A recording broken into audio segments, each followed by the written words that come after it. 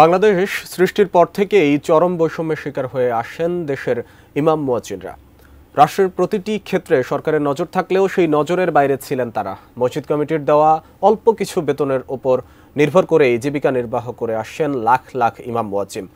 তবে এবার দেশের ইমাম মুয়াজ্জিমকে সম্মানী ভাতা দেওয়ার সিদ্ধান্ত নিয়েছে অন্তর্বর্তী সরকার।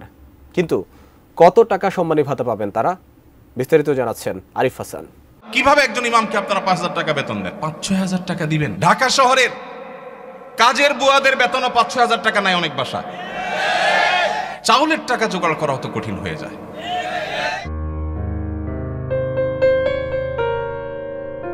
সামাজিকভাবে সম্মানিত ব্যক্তিদের তালিকার শীর্ষে দেশের ইমাম মুয়াজ্জিনরা। তবে দুর্ভাগ্যজনকভাবে বাংলাদেশ সৃষ্টির পর থেকে রাষ্ট্রের পক্ষ থেকে তাদের জন্য কোনো বেতন ভাতা প্রদানের উদ্যোগ গ্রহণ করা হয়নি। বর্তমানে দেশের লাখ লাখ ইমাম মুয়াজ্জিনের বেতন মূলত মসজিদ কমিটির তহবিল থেকেই প্রদান করা হয়। তবে এই বেতন অত্যন্ত সীমিত, ১,৫০০ টাকা থেকে শুরু করে সর্বোচ্চ ৫-৬ হাজার টাকার মধ্যে।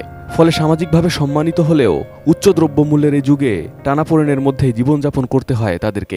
ইমাম সাহেবদের অন্য বড় বড় চাকরি এবং ব্যবসা থাকার পরও মসজিদ থেকে তাদেরকে বাংলো এবং বিরাট বড় সম্মানে দেয়া হয় সৌদি আরবে। আপনি বলবেন সৌদি আরব মানুষের বেতন অনেক বেশি।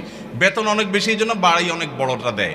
বেতন অনেক বেশি এই জন্য টাকা বাংলাদেশি টাকায় ১.৫ লাখ ২ লাখ দেয়। এটা হলো সেকেন্ড ইনকাম, তার ফার্স্ট ইনকাম আরেকটা আছে। তাই বলে আপনি ৫-৬ হাজার টাকা দিবেন? ঢাকা শহরের কাজের বুয়াদের বেতনও ৫-৬ টাকা নাই অনেক বাসায়। ঢাকা শহরে কোনো দারোয়ানের বেতন ৫,০০০-৬,০০০ টাকা নাই। কোনো পিয়নের বেতন ১০,০০০ টাকার নিচে নাই। সেখানে ৫-৭ হাজার টাকা আজকালকার বাজারে চাউলের টাকা জোগাড় করা তো কঠিন হয়ে যায়। নির্মাণ কাজেও আমি বেছে নেই CSRM TMT 500W, committed for better still। তবে এবার সেই বৈষম্য দূর হতে চলেছে।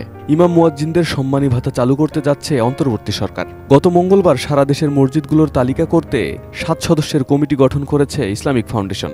মসজিদ ব্যবস্থাপনা নীতিমালা ২০০৬ যুগোপযোগী করা এবং গত বছরের জেলা প্রশাসক সম্মেলনের সিদ্ধান্ত অনুযায়ী ধর্মীয় প্রতিষ্ঠানগুলোর ইমাম মুয়াজ্জিন ও খাদেমদের সামাজিক নিরাপত্তা বেষ্টনীর আওতায় সরকার থেকে সম্মানী প্রদান করা হবে বলে কমিটি গঠনের অফিস আদেশে বলা হয়েছে। কমিটির প্রধান করা হয়েছে প্রতিষ্ঠানটির সচিব মোহাম্মদ ইসমাইল হোসেনকে।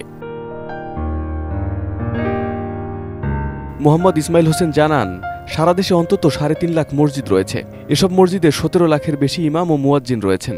এর বাইরে শহরের মসজিদগুলোতে খাদেম রয়েছেন। সরকার পরীক্ষামূলকভাবে প্রথম দফায় দেশের ১০% মসজিদে এ কর্মসূচি চালু করবে। পরে ধাপে ধাপে সব মসজিদের আওতায় আসবে। কর্মসূচির আওতায় প্রতিটি মসজিদকে ১২,০০০ করে টাকা দেওয়া হবে।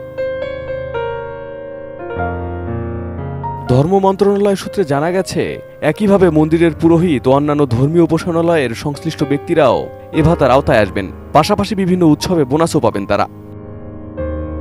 Arif Hasan, ATN news.